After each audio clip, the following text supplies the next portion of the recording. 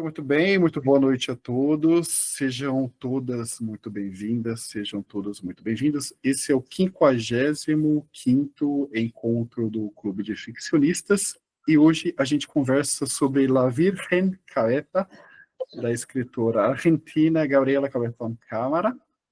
Mas, claro, a gente fala da tradução de Silvia Maximiliano Pérez, Silvia Maximini Félix, publicada pela Moinho, Nossa Senhora do Barraco. E hoje a gente conta com a apresentação de um dos membros mais longevos do clube, coordenador do Contos no clube, Alberto Mejia. Alberto, muito obrigado pela sua disposição, muito obrigado pelo seu empenho. A palavra é sua, boa apresentação. Obrigado, Fernando. Eu vou compartilhar aqui com vocês. Espera aí. Um momento. Nossa Senhora do Barraco, no original, La Virgen Cabeça, da Gabriela Cabezón Cámara. Aqui é uma foto de uma dessas Villa Favela, né, de Buenos Aires, né, que a gente praticamente desconhece, porque a gente visita aquela outra cidade que vocês estão vendo lá no fundo dos prédios, né? Quando alguém vai a Buenos Aires, vai naquela cidade e não conhece essa cidade invisível aqui desse lado. Então, vamos começar a apresentação. Essas são os dois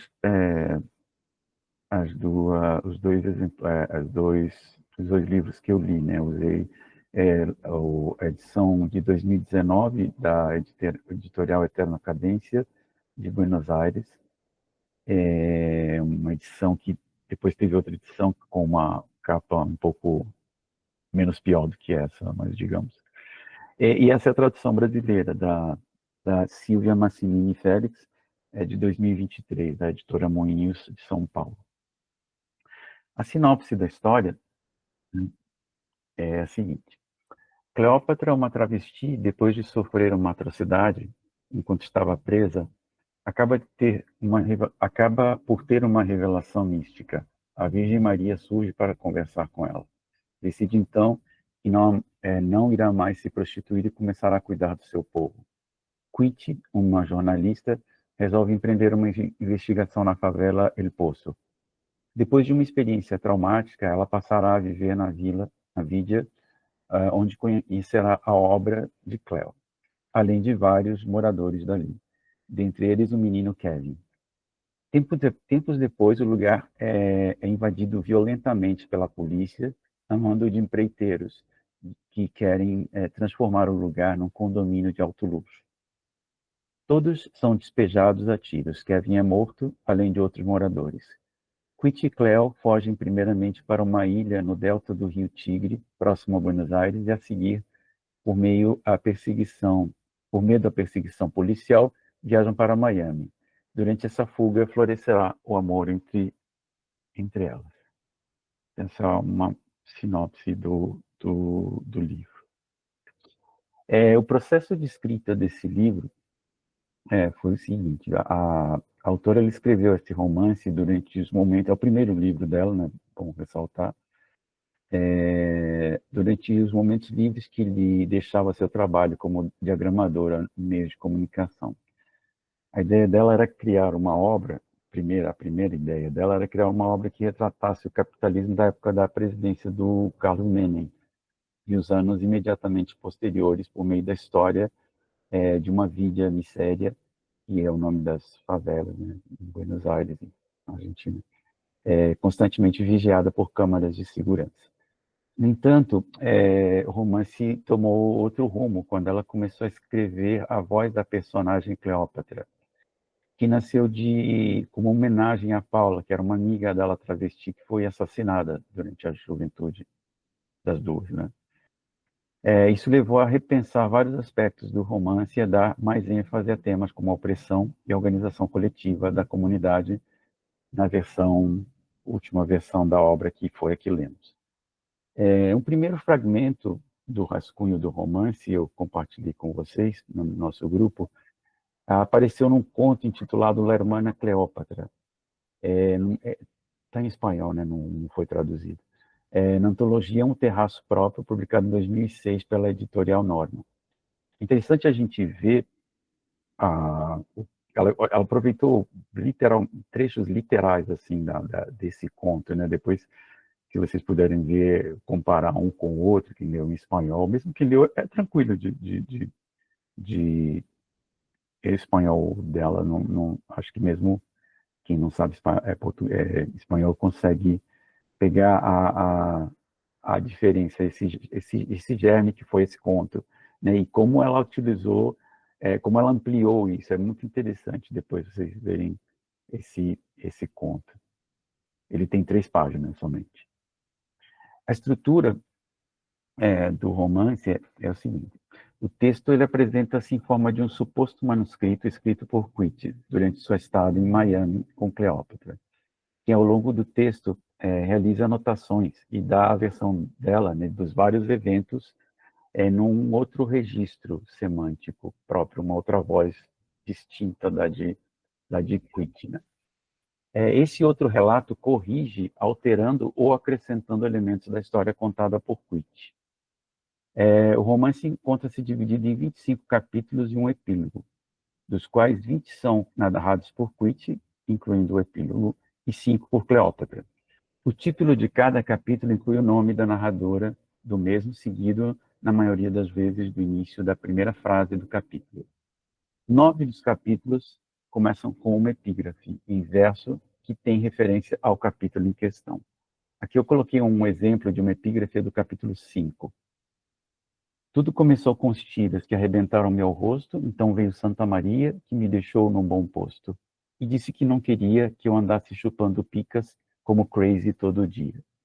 No original, todo empezó con los canas que me rompieron la cara, ahí vino Santa María, que me la dejó bien sana, y dijo que no quería que yo ande chupando pijas como crazy todo el día.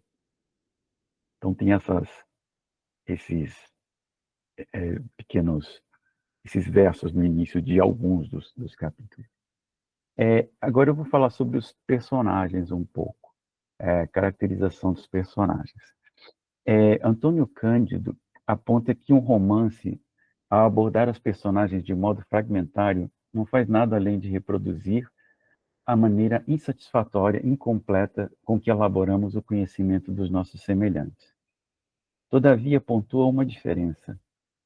Na vida, a visão fragmentária é imanente à nossa experiência, enquanto que no romance, abre aspas, ela é criada, pré-estabelecida racionalmente, dirigida pelo escritor, que delimita e encerra numa estrutura elaborada a aventura sem fim, que é, na vida, o conhecimento do outro. Como isso se dá, né, no romance? Né? Ela apresenta um número muito grande de personagens, né? 2 deles, eles têm a protagonismo garantido, que são as narradoras, Cleo e Quitt, né?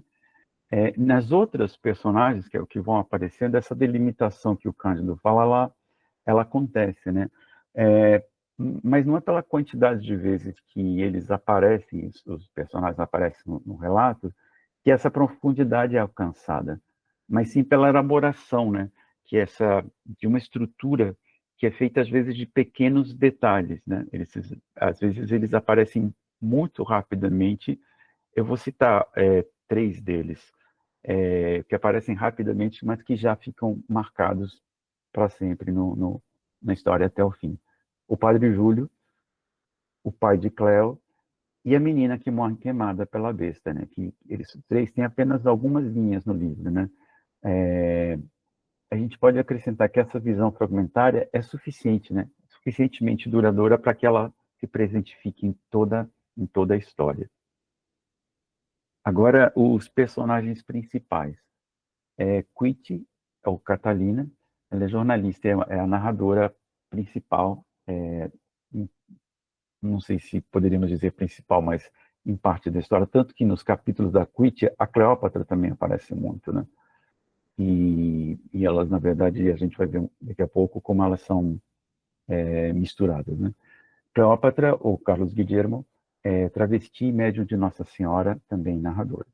O Daniel, que é o delegado de polícia, talvez o melhor amigo de Quitt, antes e depois da favela, né? ex-funcionário do CID. O CID é o Serviço de Inteligência da polícia da Argentina e amigo íntimo dela. O John Galíndez, que é o cabo de polícia, é o espécie, o primeiro que eles se encontram no El Poço, é o porteiro do El Poço, né? Ramon Lobos, que é o sargento de polícia, o pai de Cleo. Kevin, que é muito importante no romance, é o menino da favela que Quit vai se afeiçoar. Jéssica, que é sobrinha de Cleo e mãe de Kevin. O Wong, que é o chinês comerciante do Hermosura, o lugar, a quitandinha, onde vende um monte de coisa de El Poço, provável pai de Kevin. Os outros personagens aqui no outro slide, eles aparecem um pouco menos. Muitos são moradores da favela, como Gladys, o Ronás, o Destito e a Ruiva, Helena Klein, que é aquela oceanógrafa que se junta a eles no Poço, Torito, que se apaixona pela Helena e Helena por ele. E o Padre Júlio também, que aparece. Sobre o foco narrativo, a gente teve a nossa primeira aula magna muito luxuosa com a Nomi Jaffe, então eu trouxe um trecho do livro dela, Escrita em Movimento. Palavras da Noemi. Reafirmando a ideia de que em literatura tudo é possível, existe ainda a opção dos múltiplos focos narrativos, combinando a primeira, a terceira, a segunda pessoa, além das outras possibilidades aqui levantadas. Isso ainda pode ser feito de forma mais sistemática. Por exemplo, cada capítulo ser narrado por uma voz diferente, como no caso do romance As Meninas, de Lígia Fagundes Telles, ou De Verdade, do húngaro Sándor Márai. Ou mais confuso, em que os focos se sucedem quase imperceptivelmente dentro de um mesmo parágrafo ou frase, como faz Coetzee no romance Desonra. Então, o romance da Cabeção Câmara, ela está dentro dessa linhagem, né, do foco, do múltiplo foco narrativo, né? E como acontece isso, né? O livro ele tem essa característica dos vários focos narrativos, né? E que efeito isso cria num relato, né? Eu listei aqui 4 efeitos. Um deles é simultaneidade de vozes na favela, né? Não há diálogos marcados. Os personagens podem interromper a fala uns dos outros. Isso cria uma ilusão de superposição de vozes. Em última instância, é como se o relato não fosse individual, mas de uma coletividade. Ou seja, é como se o relato não fosse só da Cleo nem da Quit, né? A gente tem isso numa cena de quando eles vão roubar as carpas, né, os peixes, né, e vão várias pessoas, vários vão e vários falam ao mesmo tempo naquele capítulo narrado pela Quit, né, na verdade, eu diria deflagrado por ela e depois dando voz a todas essas pessoas. Outro efeito causado, indecisão sobre a perspectiva mais acertada para narrar o acontecido. Esse aqui é muito interessante. O leitor, às vezes a gente desconfia, né? A gente tem esse narrador que a gente não confia, né? E é interessante que as vozes de Claire Kitty se apoiam uma na outra, né? Mas também rivalizam pela verdade, né, desse romance, pela verossimilhança e também pela melhor forma de contar a história que de verdade aconteceu. Ou seja, elas desconfiam uma da outra, né? Especialmente a Cleo, que dá broncas homéricas na Quit quando o capítulo lhe toca, né? Na verdade, é uma transcrição gravada, né? Uma gravação, mas transcrita pela Quit. Outro efeito, simbiose entre personagens. Essa simbiose vai se aprofundando, por um lado, em termos práticos, né? A Quit vai se apaixonando pela Cleo. Mas, por outro lado, em termos formais e também em termos de conteúdo, né? Acho difícil separar uma coisa de outra nesse romance. Nos capítulos narrados por Quit, onde muitas vezes Cleo assume a contação da história, né? Muitas vezes o capítulo a Quit tem mais intervenção da Cleo do que os capítulos da Cleo, né? Então você tem a simbiose, né, que acaba acontecendo, digamos, física e linguisticamente, né, nesse nesse romance. O quarto efeito é a confusão mental, né? Existe uma busca de apoio psíquico e porque não físico, né? Claro, nessa constante troca de foco narrativo, não só entre Cleo e Kitty, mas principalmente entre as duas, mas entre as outras vozes vidieiras, né? Isso cria como se fosse uma trama de apoio, uma sensação de rede de apoio linguístico, né? Que é muito importante a língua. Depois eu queria muito, que pena que não rodou o do YouTube, que ela fala muito da importância da palavra, né? Da palavra ser uma arma de resistência, né? Ela critica muito a Real Academia Espanhola, né? Na entrevista ela fala: estás jodiendo Real Academia e Espanhola, né? Então ela advoga uma voz popular, né? Uma voz que não seja uma voz autocrática. Ela fala muito da negação da polissemia, né? Nessa entrevista também, né? E de como a polissemia é uma coisa rica e de que a tentativa é de justamente deixar tudo com um sentido só. Os aspectos tradutórios, tem muita coisa que eu poderia falar, mas eu escolhi um trecho porque eu acho essa tradução ela é bastante complicada.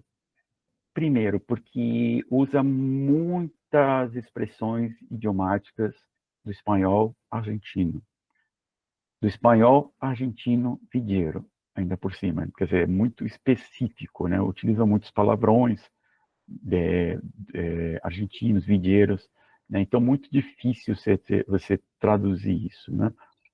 Mas eu acho que ela escorregou, principalmente numa coisa que me pareceu um pouco forçada, na voz da Cleo. A gente tem as vozes, elas caracterizam essas duas personagens, né? A voz da Cleo é a característica dessa personagem. Então, através da voz, a gente vê a Cleo. O que a tradução fez? Ela modificou muito, especialmente na utilização do se, né? Se esquece. Esse trecho começa assim: oh, meu bem, se esquece tudo. No original seria: mi amor, te olvidas de todo vos. Ou seja, ela insiste muito nesse se de vos, o filho do vos me ser, né? Você se esquece tudo. Então, ela colocando isso, ela deixa mais coloquial e, e modifica essa personagem, né? Então, eu acho que isso na tradução foi foi uma escolha. Traduzir é escolher. Só que eu acho que ela escolheu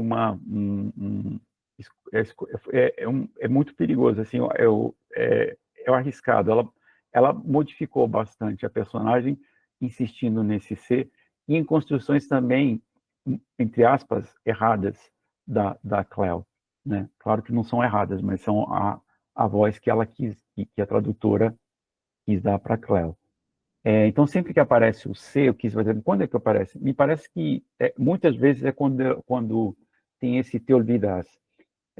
Olvidas seria o espanhol da Argentina, tem essa acentuação nessa conjugação olvidas. E sempre que tem essa olvidas, ela usou o C. Por exemplo, um pouco mais à frente, se seguir assim, se C continua assim, continuar assim, é a mesma coisa. Bom, isso é um ponto. Quanto ao léxico desse trecho, tem também uma palavra complicada, que é negro. Ligando-se um peluche por cada negro muerto. Recebendo um bichinho de pelúcia para cada negro, preto morto.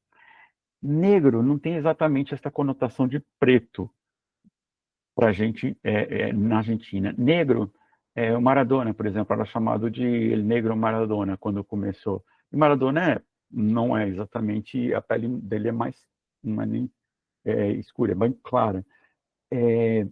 Negro são os que têm traços menos europeus, né, mais indígenas, tem o cabelo não tão liso.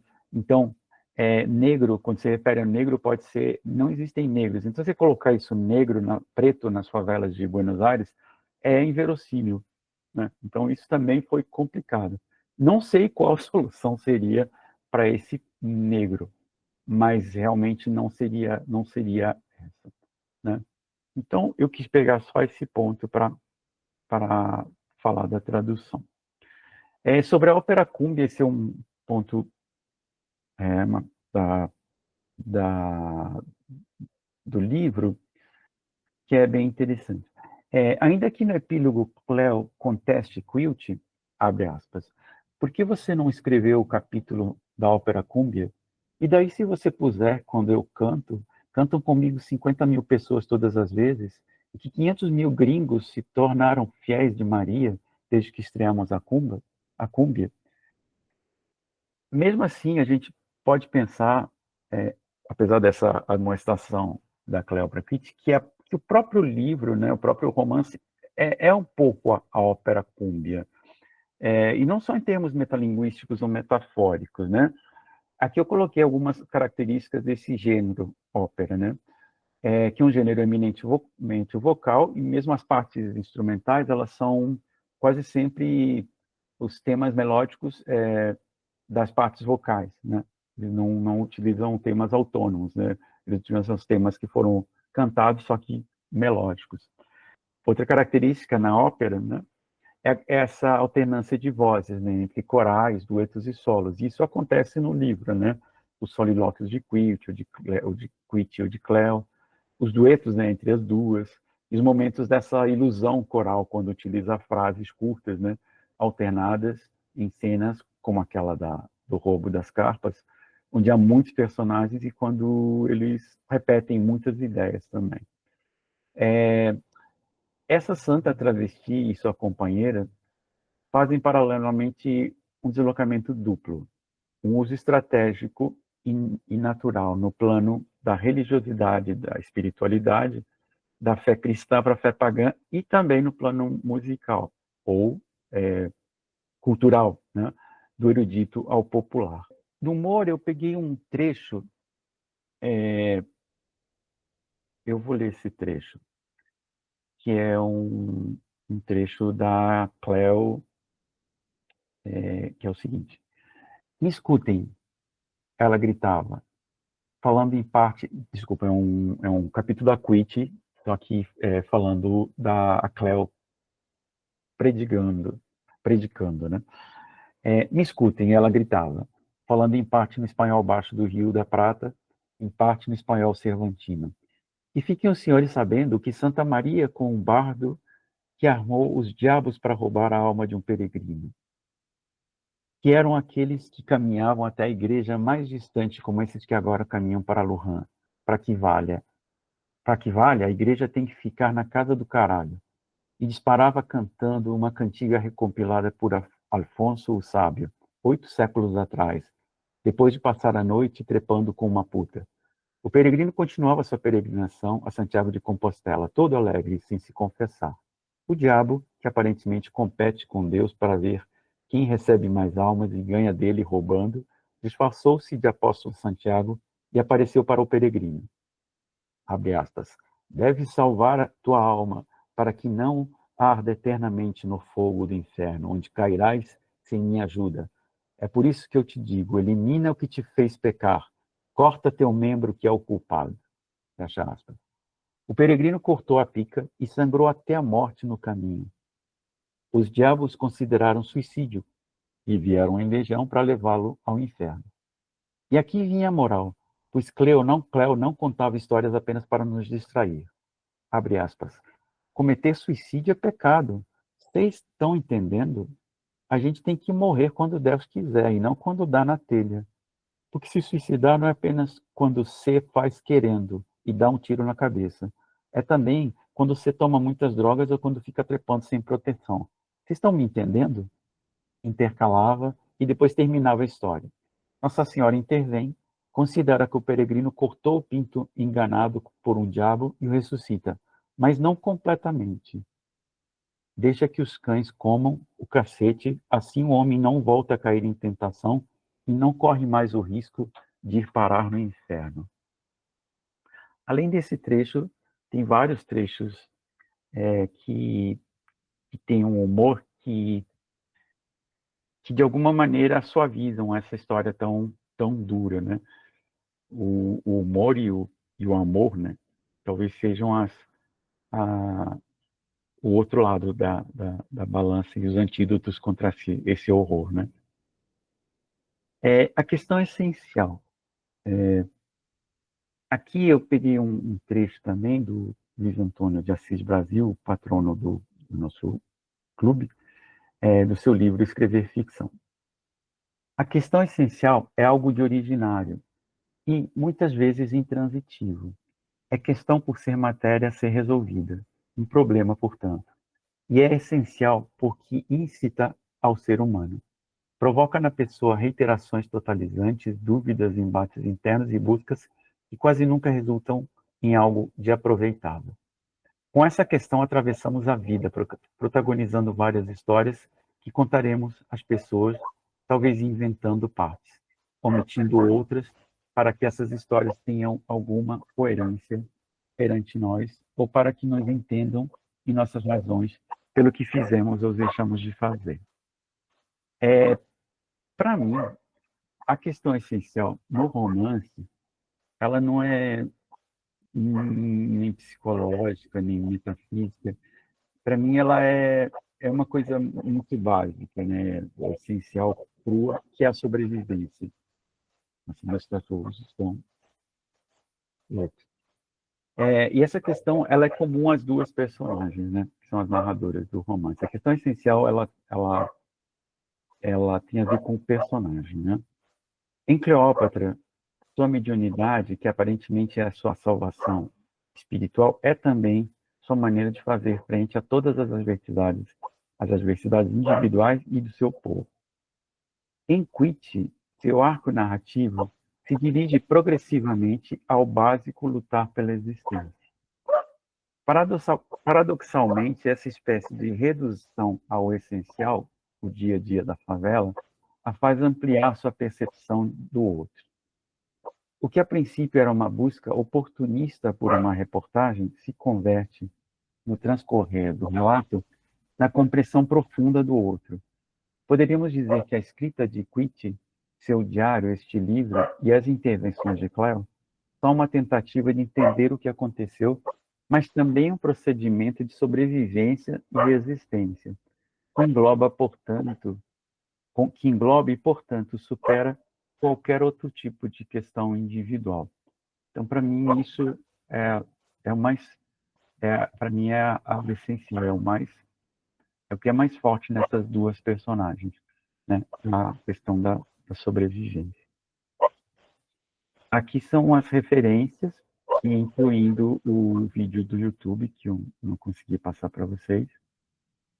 E eu queria ler um trecho para vocês. Eu queria ler no original em espanhol, mas para vocês acompanharem, ele está no capítulo 23. Na edição brasileira está na página 136. Audié, craquelé, un grito inarticulado primario. Cleo me acarició la cabeza. Tiene unas manos enormes, mi amada. Con una sola me sostuvo y me dijo, si quieres llorar, llora. Y me empezó a besar mientras yo me hacía agua. Sentí que me deshacía, que me licuaba, que de mí quedaría solo un montoncito de polvo si seguía así. Lloraba como no pudo llorar Kevin por el balazo que lo dejó seco, y seca creí que iba a quedar yo también de tanto llanto. Parecíamos la piedad Cleo y yo ese día, ella la madre y yo el hijo, y ella me besaba y me acariciaba, y yo empecé a besarla a ella, las tetas empecé a besarle, y a mojarle también de llanto, y me calenté. Hice la poronga de Cleo, como no había querido ninguna otra antes, o eso me pareció, y se ve que ella me la quiso dar, porque rompió esa piedad heterodoxa que figurábamos, me acomodó con las piernas abiertas sobre su falda, y se la levantó apenas, y me entró en la concha, con ese porongón que tiene y que me pareció hecho a medida para mí. Y yo me dejé coger y me la cogí. Y ella también lloraba y fuimos eso. Dos animales desesperados que se frotaban y se embadurnaban y, y lloraban y se abrazaban y se sentían latir como quem se aferra à la vida. Afinal, também é uma história de amor, né, gente? Muito obrigado, graças, e vamos abrir agora para discussões. Quero muito ouvir vocês sobre o livro. Muito obrigado, Alberto. Eu já estou vendo algumas mãozinhas levantadas. Muito obrigado também pela organização. Então, nós começamos com a Andréia Maia. Boa noite, gente. Olha, primeiro eu vou dar o Oscar aqui para o Alberto, que essa apresentação foi maravilhosa, Alberto. Obrigado, André. Muito obrigada. Eu queria dizer que a sua apresentação me fez ficar com vontade de ler o original, porque, como eu estava comentando com a Márcia no começo, eu acho que a tradução perdeu um pouco justamente dessa voz narrativa. Quem está aqui no clube há um pouquinho mais de tempo, acho que se lembra que a gente leu Os Supridores, que é um livro, né, brasileiro, né, do Faleiros, e que tinha um pouco dessa voz da linguagem da favela, né?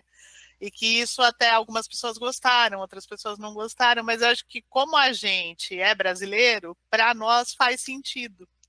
E quando você lê isso de outro país, eu acho que a tradução fez perder um pouquinho, me deixou com vontade. Mas, independente disso, eu gostei muito do livro, e eu acho que o aprendizado foi justamente esse jogo de vozes, né? De ter esse foco narrativo dividido. Acho que é um exercício muito interessante para quem escreve, assim, se você quer tentar colocar dois narradores e dar voz diferente para eles, porque eu acho que isso é um pouco difícil. Você que está escrevendo, né, você está criando duas personas ali, e você tem que achar uma voz que faça com que ela tenha personalidade, né? Que você esqueça que uma única escritora está escrevendo aquilo. Então, eu acho que de aprendizado para nós, essa foi a parte principal do livro. Muito obrigado, Andréia. Agora a gente tem a Márcia. Não, eu ia falar justamente, Andréia, que sobre a voz narrativa e a tradução, eu concordo, porque assim, no original, o que a gente vê é uma personagem assim, a Kit, né, como o Alberto falou, não sei, é uma linguagem tão visceral, a forma como ela traz esse sentimento dela, esse sofrimento, que me comoveu muito o livro. E eu não senti essa comoção aqui na tradução. Apesar de ter gostado muito da história, no começo, no original, a história me ganhou. E nesse aqui, não. Entendeu? Só que, assim, uma outra coisa, mas eu gostei muito do livro.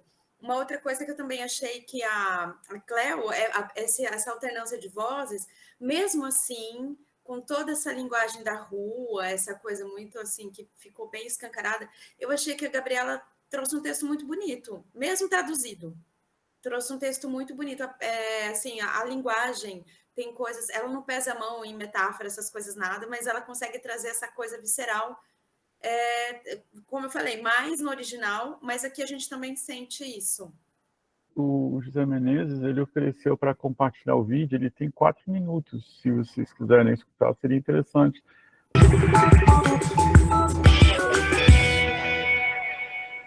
No sé, se me ocurrió que quería ser escritora cuando era chica y así fue, pero no sé por qué se me ocurrió tampoco, sí, porque me encantaba leer, supongo, y me creía bastante todo lo que leía, como que la idea de ficción tardé un rato en incorporarla, entonces leía novelas de aventuras, de la colección Robin Hood, ¿viste? Tipo Sandokan, o las de Julio Verne, y yo creo que imaginaba que la vida de un autor era así de divertida e interesante, que vos ibas a, qué sé yo, al fondo submarino, o que daba la vuelta al mundo, y después, bueno, para cuando me di cuenta de que no, ya estaba embarcada en el asunto. Yo creo que somos, si no la primera generación, más o menos, en la que los escritores somos todos trabajadores, ya no somos burgueses.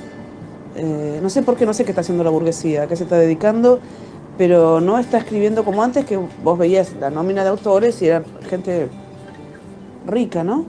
Bueno, ya no, entonces trabajamos mucho, entonces un escritor trabaja mucho de otras cosas y después trata de hacerse ratos para escribir y después tenés toda la parte del contacto con los colegas, que eso es como de lo más bonito, que haces amigos. Y esas, bueno, tenés presentaciones todo el tiempo, así que tenés que tener un día para al otro día levantarte tarde para tener resaca. Pero eso es como lo más emocionante que pasa en el sentido de aventura. Y después, bueno, nada, escribir cuando te sale, cuando te está saliendo, es muy lindo. Es trabajoso, es arduo, porque para tener la sensación esa de que está saliendo, que yo lo vivo como una vibración en el cuerpo, hay que trabajar mucho. Y de golpe pasa, y de golpe no. Y lo primero fue la relectura de Martín Fierro, ¿no? Como decir, yo venía leyendo mucha gauchesca en ese momento, y me di cuenta que no había ningún personaje, y muchísimo menos autora, de mujer que hablara, que tuviera nombre. En Martín Fierro la china ni nombre, es como decir la mina, o la tipa, o lo que fuera, o la chichi. Y me pareció muy divertido pensar ese punto de vista. Y mientras lo iba escribiendo, lo que también pensé es que no quería que mi personaje fuera quebrada por el Estado, como de hecho es Martín Fierro, que es la historia de alguien humillado y explotado hasta quebrarlo, hasta volverlo un canalla pobre y al final un resignado. Yo quería que esta no le fuera así, yo quería que le fuera bien, que tuviera una vida hermosa, que se divirtiera. En cuanto al correlato político, una relectura de un libro que cuenta cómo este país se consolidó en agrícola, ganadero y nada más, inevitablemente es política. Vos le podés dar bola a eso o no, pero es inevitablemente política. Poca cosa más política que la lengua, ¿no? Ahora lo ves con el lenguaje inclusivo, toda esa discusión que se está dando, que tanta gente se pone tan loca, que me hace mucha gracia. Y deja que les pibes hablen como quieran, careta. O viste, o acuden a la Real Academia Española. ¿Me estás jodiendo? Real Academia y Española, y vas a dejar que te legislen la lengua. Es como de un conservadurismo, ¿no? Y es tan política que el más mínimo cambio pone a mucha gente muy loca. Bueno, ya el hecho de tener a la lengua como fin es político. La utilización que hacen de ella los medios de comunicación, sobre todo masivos, ¿no? Que son los que pueden imponer el significado, que el significado de una palabra sea uno y no otro, los que pueden abolir la polisemia, de hecho todo el tiempo están laburando para que las cosas signifiquen solo lo que a ellos les conviene en el momento económico-político. Entonces ya por eso solo es re política. Y me encantaba que fuera una novela de aventuras también, viste, que fuera divertida, que alguien que no haya leído el Martín Fierro y que no le importe la política igual se pueda divertir. Quería que fuera así, como más juguetón, como esas lecturas que te digo que tenía cuando era chica y me creía que la vida de los autores era así. Bueno, quería como ese tipo de alegría para ese libro, la cosa de la peripecia, de la aventura. Se fue armando eso. Eu fui sorteado do mês passado, recebi o livro e li. Eu tinha lido já As Aventuras de Tina Iron, e é um livro que entrou para os meus top 10 livros da vida, o Tina Iron. O que eu gostei bastante desse livro é que a Gabriela ela constrói uma linguagem extremamente diferente do que ela está construindo em Tina Iron. E uma coisa que eu sempre falo, né, é a literatura latino-americana, produzidas por mulheres, né, contemporânea, é a única literatura do mundo que fala para todo mundo, né? Eu acho que elas conseguem, Maria Fernanda Poeiro, Samantha Schweblin, Fernanda Melchor, todas elas, eu acho que elas conseguiram catalisar todos os nossos problemas contemporâneos e fazer disso uma literatura. Eu falo isso porque, embora seja um livro específico sobre uma comunidade latino-americana, todos os problemas aqui, né, em relação à sexualidade, em relação à repressão policial, em relação à falta de moradia, em relação à pobreza, em relação a preconceitos, em relação à miséria, né, capitalista, estão aqui, né, nesse livro da Nossa Senhora do Barraco. E eu tive a oportunidade de estar com a Gabriela Cabezon Câmara, e uma vez uma pessoa que estava junto perguntou, né, que tinha lido o livro e sentido que a Virgem respondia quando ela queria, e que não atendia, na verdade, os apelos, né? E ela falou assim, foi uma crítica que ela quis fazer aos deuses, né? Aos santos, à igreja, de que as pessoas precisam e não são ouvidas. As pessoas são deixadas à margem sempre. Porque, assim, eu conheço muito pouco da Argentina, e eu gostei muito do livro, mas algumas coisas me incomodaram. Eu até comecei a escrever sobre isso lá no grupo, mas não elaborei. Que, diferente dos Supridores, que foi a Andrea que citou, os Supridores me pareceu uma narrativa, assim, mais... não quero dizer a palavra crível, mas, assim, ele era da comunidade, entende? Então, ele escreveu sobre aquilo que ele sabia. No caso da Gabriela, eu não sei nada sobre ela, tá? Me pareceu que ela estava escrevendo sobre uma realidade que ela não conhece. Então, assim, me chocou um pouco o uso de vários que a mim me pareceram estereótipos. E aí eu queria te perguntar qual que é o background dela, assim, ela é vieira? Como que é? Ela escreveu sobre realmente algo que ela não conhece e ela foi trazendo estereótipos, ou ela conhece realmente essa realidade? Então, eu não sei se talvez a própria... Xênia, não sei se a própria Cabeção te respondeu agora. Eu acho que você tem uma certa razão, sim. Se você pensar em outros escritores, sei lá, como Ferrez, ou como Menino do Rio, aquele menino da Giovanni Martins, né, que sim, realmente viveram escreveram desde essa realidade, e com conhecimento e vivência dessa realidade. Ou o Faleiro também, né, que foi supridor, né, inclusive. A única coisa que eu acho que ela não é vidieira, né, mas ela fala uma coisa interessante, fala várias coisas interessantes que eu acho que podem responder a você. Que ela diz, eu não queria que minha personagem fosse quebrado, no caso da Shiniron. Talvez ela não tivesse tão empenhada ou querendo que esses personagens talvez caíssem para caricatura, ou não sei se é exatamente isso que você está falando, Xênia, mas ela estava preocupada em outra coisa, em fazer eles se darem bem, né? Pelo menos a Cleo e a Kitty se deram bem, né? Como se fosse como se a literatura fosse a literatura não fosse assim, pelo menos a literatura dela, né? Então eu acho que sim, por uma certa razão você tem. A única coisa que sim, que eu falei na apresentação é que ela mudou o livro por conta da amiga travesti que foi assassinada, né? Então, desse conhecimento, isso ela viveu, né? Agora, da Vídia, não, ela não era vidieira, né? E também fala outra coisa, que ela é da primeira geração dos escritores que trabalham, escritores trabalhadores, né? Da classe trabalhadora, e não que antes você tinha a classe dos ricos. Ela pergunta, o que os ricos estão fazendo agora? Não sei. Então, sim, é da classe trabalhadora, mas não dessa classe, não ainda dos escritores vidieiros, né?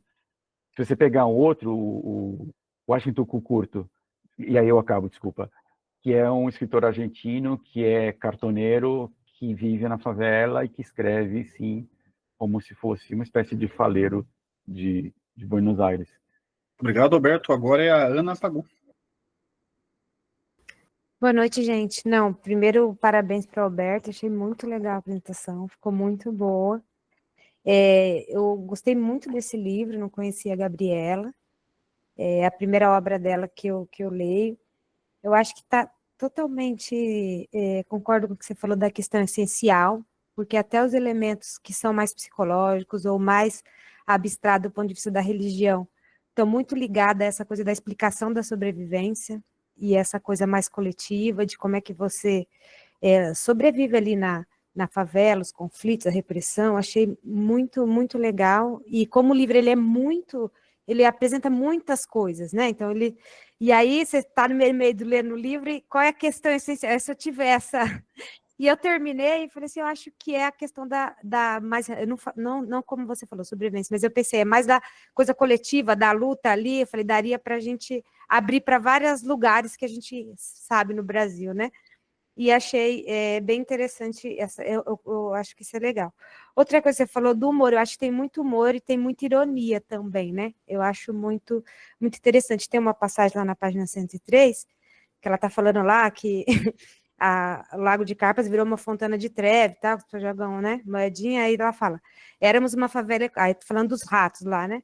Éramos uma favela ecológica, reciclávamos quase tudo, até a própria merda que os ratos reais comiam, os festeiros, after hour, os cropófagos, quer dizer, ela trabalha com esse humor e essa ironia, né, é muito forte. E a outra impressão que eu tive do livro, eu achei ele bem... Eu não tive a impressão que estava muito distante. Eu, por uma questão da vida, conheci Matanza, que cita aqui, La Matanza, né? Quem quer morar em La Matanza? Fui para lá, fiquei um tempo lá, e eu achei muito real assim, achei que cabe muito o que ela está falando aqui dentro daquele bairro que eu conheci, com esgoto aberto, com gente trabalhadora, com uma biblioteca caindo, assim, um negócio meio interessante. E eu achei... É o que tu também não conheço muito, é o que eu conheci, que eu achei que bateu. E também lembrei do José Faleiro, também lembrei da obra dele, né? Remeteu. Mas muito legal, gostei muito e parabéns mesmo pela apresentação, foi muito legal. Muito obrigado, Ana. Agora a gente tem a Fátima. Boa noite, pessoal. Antes de tudo, parabéns, Alberto. Que show a sua apresentação, muito boa. E a sua apresentação me ajudou a entender um pouco a questão que eu tinha ficado com dúvida no livro, que foi a do foco narrativo. E aí, com a sua apresentação, parece que eu tive aqui uma coisa que me ajudou a entender. Mas, assim, eu comecei a ler o original também, em espanhol, e aí eu parei, porque eu queria terminar hoje ainda, então eu ia mais rápido lendo aqui na edição traduzida. E realmente, né, concordando com o pessoal que falou, a edição em espanhol ela é muito mais visceral, a gente entra muito mais na história, então eu quero continuar depois nela. Mas a minha dúvida durante a leitura foi porque eu demorei no início para entender o que acontecia, que o foco narrativo mudava assim de uma hora para outra, depois é que eu fui perceber que quem narrava quem e trazia ali no início. Mas isso que você falou fez muito sentido, porque aí eu percebi, quando a Quilt, né, narrava, ela trazia essa visão de alguém que estava de fora daquele ambiente, então também concordo com o que a Xênia falou, que talvez algumas coisas incomodavam, porque parecia que ela não era ali daquele ambiente, e realmente não era. Então talvez a Quilt fosse até um eu lírico ali da autora, trazendo essa visão de quem chega, de quem vem de fora.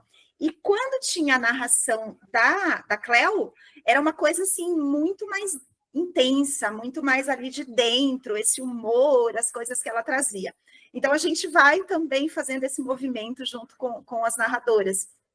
E a Quilt, ela trazia também uma questão mais cultural, uma linguagem talvez mais, não diria acadêmica, mas de alguém que tinha um conhecimento de mundo de fora. Então, às vezes, ela cita Shakespeare, ela cita Dante, ela vai trazendo um conhecimento de mundo que é bem diferente de quando a Cleo narra, né?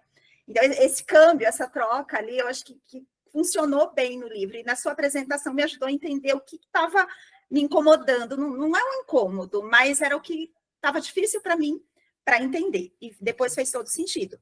E também quando ela fala dos pesadelos com os ratos, essa parte me tocava, assim, mexia um pouco. Mas é esse alguém que está de fora, que não vive ali naquele meio, naquele ambiente, então aquele medo, ela não dormia, ela ia ser devorada pelos ratos. Quem estava lá dentro não se incomodava com isso, dormia. Então traz muito isso. Eu sou alguém de fora, alguém estrangeiro aqui nesse ambiente, que está tentando se incorporar, se adaptar, mas que não é daqui. Então, eu concordo com a Xênia que talvez esse incômodo também estava na linguagem, mas que talvez fosse proposital, para mostrar realmente, eu não sou desse meio, estou chegando, eu estou entrando, isso aparece na narração também. E amei o humor que aparece na Cleo, a doçura dela também, meio tudo, né, todas aquelas situações, a crença, a esperança, a beleza, realmente foi um livro que me pegou, que eu gostei. Comecei a ler ontem à noite, terminei agora há pouco e valeu a pena, gostei demais. Temos a Ana Cavaletti agora. Eu me conectei mais com o livro depois da metade. Na verdade, eu tenho uma pergunta para fazer. Gostei muito dele porque ele mistura, né, esse monte de coisa, que é o que vocês estão trazendo aí, essa misturança, e eu gostei muito que você trouxe que a Cleo só escreveu 5 capítulos, né, mas para mim, eu tinha gostado mais da voz da Cleo, me dava a impressão que era mais, mas ela só escreveu 5, né, eu ficava, cadê o capítulo da Cleo? Aqui, e assim, eu realmente gostei muito das falas que ela tem com a Santa, né, que a Santa não responde, que tem as linhas ali, eu achei muito legal. Eu me acabei de chorar na parte do menino lá, que é realmente porque foi a parte que eu até coloquei no grupo, que achei bem pesada, mas muito bonita, e eu terminei o livro, assim, muito, muito emocionada, até o epílogo, né, minha pergunta é sobre o epílogo, porque eu terminei no capítulo 25, e aí eu achei que o epílogo deu uma quebrada, eu demorei, assim, no livro para entender a conexão das duas personagens, assim, eu não estava muito sabendo onde que elas iam chegar nessa conexão.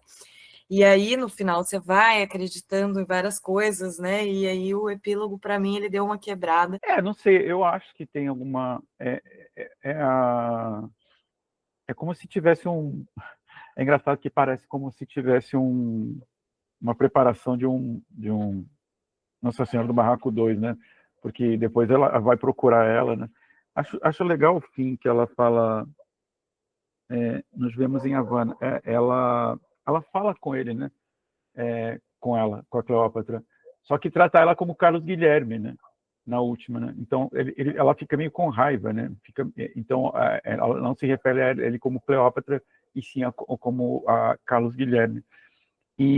Mas eu acho que ali existe, eu acho que é um clímax, né? Que nessa história que é quando invadem, né? A favela, né? E depois dali tem a fuga delas, se bem que é contado não nessa ordem, nem cronologicamente, mas de qualquer maneira a gente consegue perceber isso. E no final é como se as coisas já estivessem se desmanchando, sabe? Esse epílogo, para mim, também é como se fosse Ele tem essa quebra, mas também eu acho que ele tendia a isso, a essa acalmada, né? Essa depuração, tudo se acalma nesse ponto, mas de alguma maneira vai continuar, porque ela vai para Havana predicar, né? Vai falar com eles. E esse epílogo tem uma coisa que eu acho que tem a ver com tudo isso, com uma coisa que você chega a comentar há pouco, que é esse trajeto da Quit, né? Ela vai para a favela, mas depois ela volta, né? Quando a favela é invadida, ela volta para o apartamento, para a casa dela. Então esse final eles estão numa boa, né? Estão num lugar assim que não é mais a favela, né? Que é um lugar assim e que talvez existe. Eu achei importante o epílogo porque a Quit não sabe, a Cleo não sabe o que fazer com isso, né? Com essa acomodação, né? Com essa paz, né?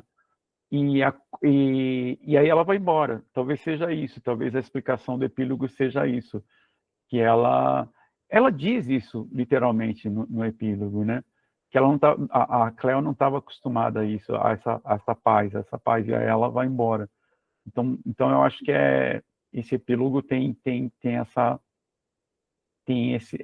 essa questão que fica mais clara no epílogo, né? E da diferença entre as duas, né? Que ali se estabelece que realmente, apesar do amor entre elas, né? Da paixão, e existe essa diferença, né? Elas são de dois mundos diferentes, né? E no final ela diz que vai prender ela, né? Se ela não voltar, vai prender, não vai botar ela na justiça, algo assim, né? Então talvez se justifique. Há uma quebra, mas não tanto, eu acho. Perfeito, Alberto. Muito obrigado. Agora é a Regina Maria. Até onde eu li, há muita citação da mitologia greco-romana, né? Em termos, né, da jornada do herói, da Odisseia, do submundo. E eu achei que isso tem uma relação grande com a questão do foco narrativo ser dual, né? E uma outra pessoa falou também que não sentiu muita verdade na participação dela na favela, mas até onde eu li, eu acho que isso é uma demarcação proposital, porque realmente não era o mundo dela. Ela entra nesse mundo, né? Primeiro com uma perspectiva, talvez fazer uma grande reportagem, né? Dar visibilidade para o nome dela como profissional, e, de repente, ela descobre uma outra coisa. Daí a necessidade de você ter outros pontos de vista, porque a realidade ela não é única, e ela está sempre relacionada com uma subjetividade, ou seja, aquilo que você carrega em termos de visão de mundo, de cultura.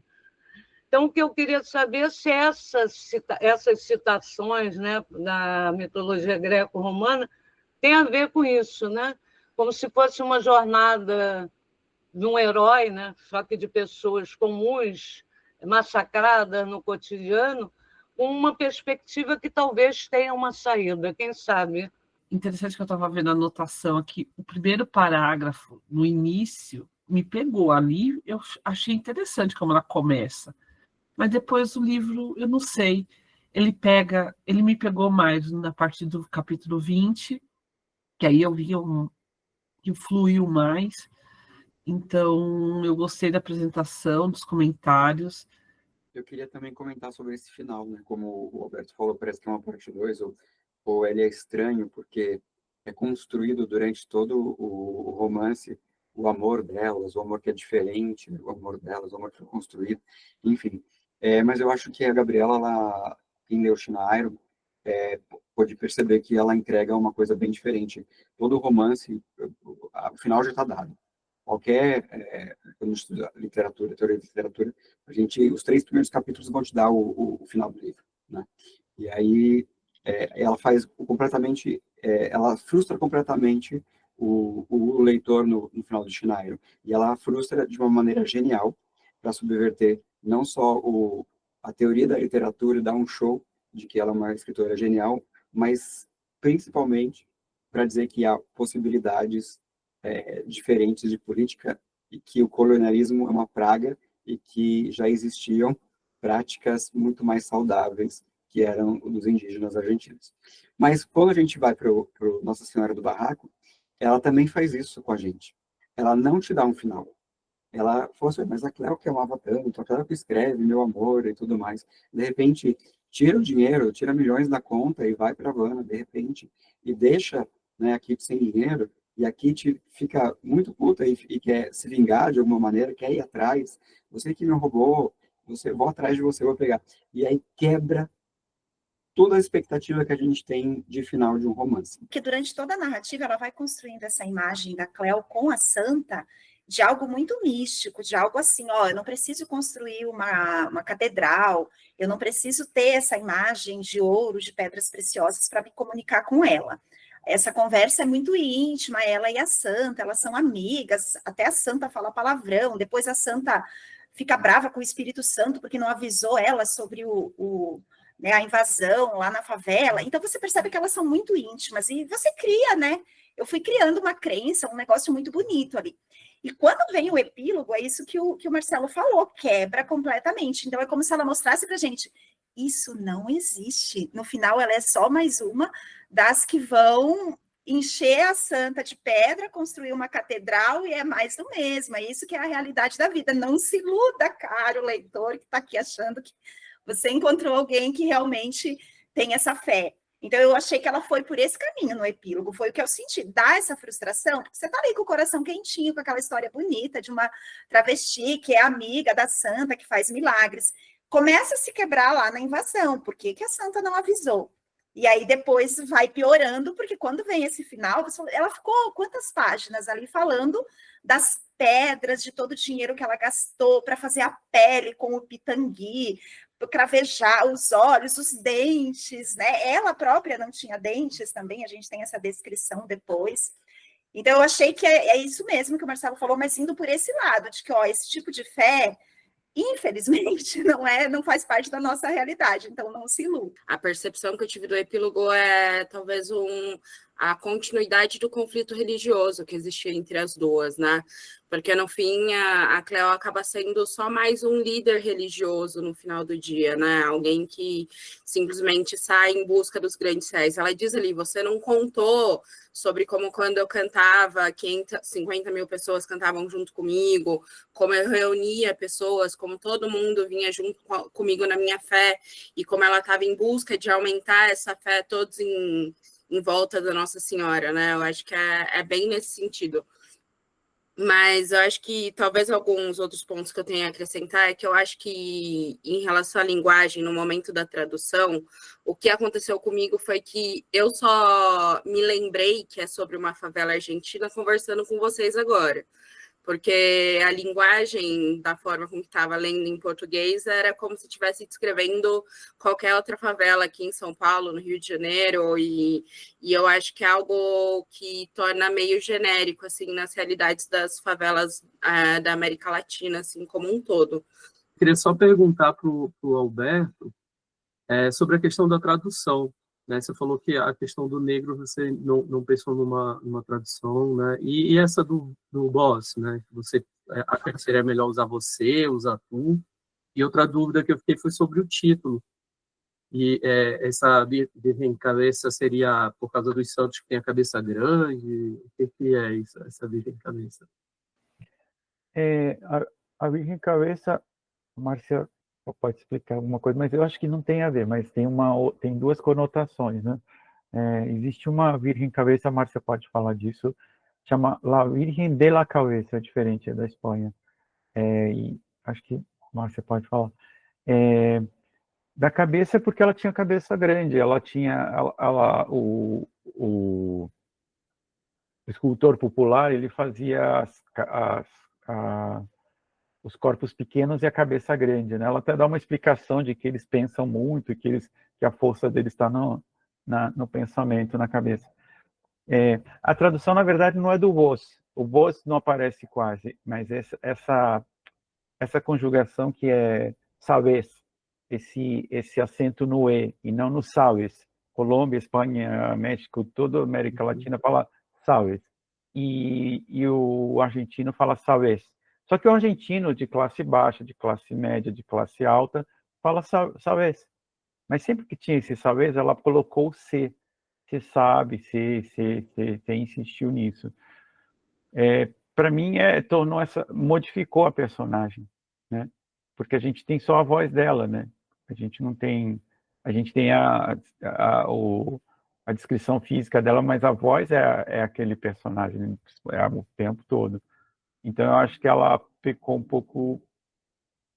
Eu acho que esse ser seria dispensável. Aro negro, eu não sei como seria, né? Porque, na verdade, não tem preto. Você fala toda hora preto, preto. Numa favela em Buenos Aires não tem preto. Você não vê preto na Argentina. Na Argentina não, perdão, Buenos Aires. Tem um amigo meu argentino que diz que existe Buenos Aires e existe Argentina, né? O Buenos Aires é uma coisa, a Argentina é outra. E a gente não vê. Então, sempre esse negro, não sei como. Não. Eu não queria ter que escolher, mas preto realmente não. A Thaisa Sperbe diz que acha que volta a questão da generalização da realidade das favelas em relação ao preto. É o próprio título em português, né? É o debate, né? A Xênia acha que a tradução como favelado faria mais sentido. Bom, eu vou comentar essa questão que o Alberto pediu, é porque eu comentei com ele essa semana, eu procurando a minha família lá na Espanha, encontrei a cidade da minha bisavó lá, a padroeira, ela Virgem Cabeça, né? Cabeça, não sei qual é, mas aí eu achei muito curioso, porque eu estava lendo em espanhol, então, mas eu fui ler uma outra história, assim, né, Alberto? Eu acho que encontraram numa cidade lá, enfim, eu não me aprofundei, eu li, mas não fixei a história, mas acho que não tem relação com ela, né? E assim, eu vou aproveitar, porque o que eu queria comentar é que eu estava vendo, assim, a importância... a primeira coisa, fala um pouquinho do enredo. Quem começou a ler e falar que ficou um pouco enroscado ali no começo, não estava conseguindo desenrolar, ele fica bem forte, as cenas elas vão começar, assim, a ficar muito legais a partir de um certo ponto do livro. No começo, para você acaba entendendo um pouco aquela condição, você da favela, você vai mergulhando naquilo, uma coisa mais, talvez até introspectiva ali, não sei se eu posso usar essa palavra. E aí ela fala muito das instituições, né? Então, tanto a igreja, a polícia, toda essa questão aí. E aí ela tem aquela cena, aquela parte que ela diz que a gente é cúmplice quando não faz nada, né? E ela, como ela está vindo ali... alguém já falou sobre o fato dela ser de fora da favela, eu só queria lembrar que a gente leu o conto Menino Sujo no encontro, né, que o Alberto fez agora recentemente, e que tem muito a ver, que também tem a figura da travesti, tem essa questão. Então, eu achei muito... Realmente, a gente comentou, Alberto, que podia ter a ver, e eu achei muito a ver, assim. E também é uma escritora argentina, né? Se fosse combinar, não dava certo. Não dava certo, assim, em seguida. Foi isso, era isso que eu queria falar. Impressionante. Eu acho que o microfone do Ricardo normalizou. Ricardo, tenta abrir ele de novo e falar. O que me pareceu é que a autora criou uma personagem, a Cleo, com sérios problemas psiquiátricos.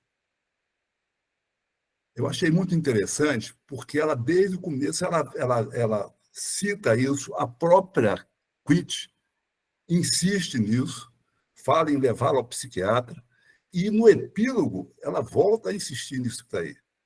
Então, como ninguém fez esse tipo de comentário, eu gostaria de ouvir a impressão de vocês. Quer dizer, a Cleo, ela tem delírios, ela tem alucinações, ela conversa com Nossa Senhora, ela fala que vê o Kevin vestido de branco. Enfim, a autora deixa claro para mim que se trata de uma personagem com um distúrbio psiquiátrico, e até me impressionou, porque ela está se tratando de uma travesti que sofre um forte trauma emocional e aí evolui com esse tipo de comportamento. Boa noite a todos. Eu achei muito interessante o livro também, gostaria de parabenizar o Alberto pela apresentação. Foi um livro que mexeu bastante comigo.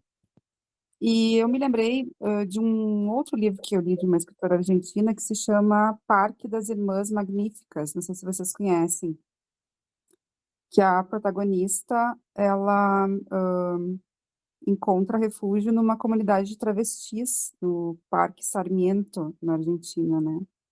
E é inspirado na própria vivência da autora, assim, tem cenas de exclusão social, também de violência, de traços afetivos entre essas personagens. E já a Nossa Senhora do Barraco tem essa voz predominante da Cleo, né, que também é uma travesti, então talvez seja por isso que eu tenha feito essa ligação entre o Parque das Irmãs Magníficas e o Nossa Senhora do Barraco. Mas, claro que tem um tom completamente diverso, assim, do ponto de vista da estrutura mesmo, da narrativa, e o aspecto que mais me chamou a atenção, como já foi mencionado aqui, foi essas mudanças de foco narrativo. Foi algo que me deixou um pouco confusa inicialmente, mas depois eu acabei percebendo das vozes de Quit e as vozes de Cleo, né? Isso é uma observação. Atualmente, a situação na Argentina está um pouco diferente, mas antes da pandemia, existem grupos, por incrível que pareça, descendentes de negros. E eles agora estão fazendo um movimento para ser visíveis dentro da sociedade. E, normalmente, eles chamam de morenos. Em vez de falar negros, são morenos. E tem uma outra expressão que é cabecita negra, que pode ser tanto para descendentes que seriam de negros, né, da população afro, como para pessoas de segmentos populares, pobres, que estão presentes dentro da favela. É só uma observação. Cabecitas negras também eram chamados as classes mais pobres que eram peronistas. Inclusive, no livro, ela disse, se nós fôssemos daquela época, nós seríamos peronistas. Não sei se é a Cleo, acho que é a Cleo que fala. Mas acho que o Marcelo poderia falar da China Iron e depois eu respondo ao Ricardo e termino. Larissa, o Chinairo é completamente diferente do Nosso Senhora do Barraco. Construção linguística, temática, é completamente diferente.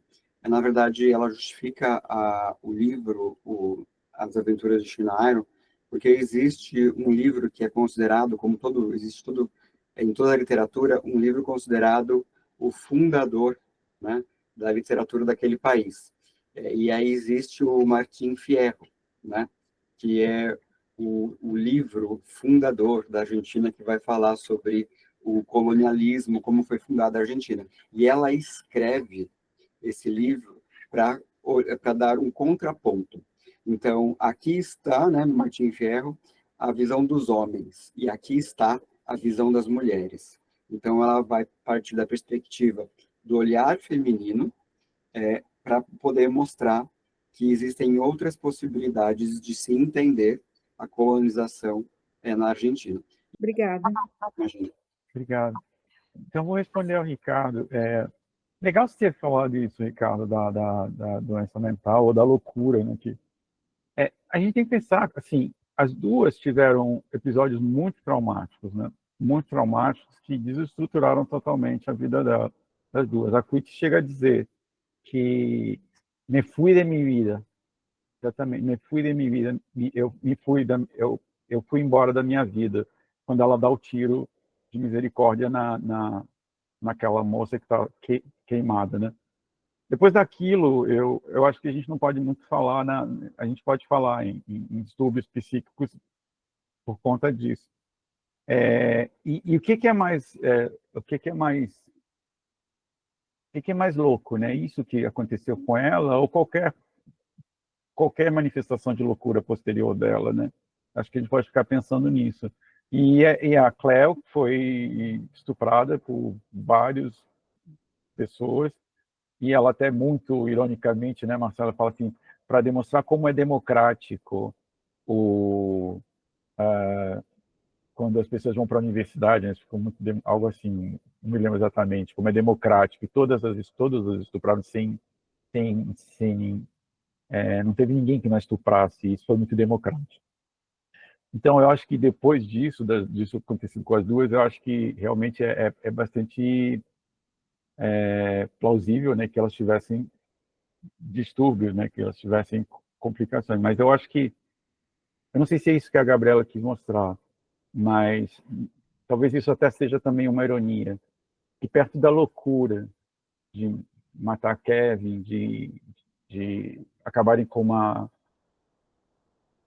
comunidade autossustentável, autogestora, e isso é talvez mais violento, ou mais insano, ou mais louco do que qualquer loucura humana, do qualquer loucura dessas duas personagens. Perfeito, Alberto. Pessoal, Gente, obrigado. boa noite, boa semana. Boa noite, boa semana. Boa noite para vocês também. Boa noite.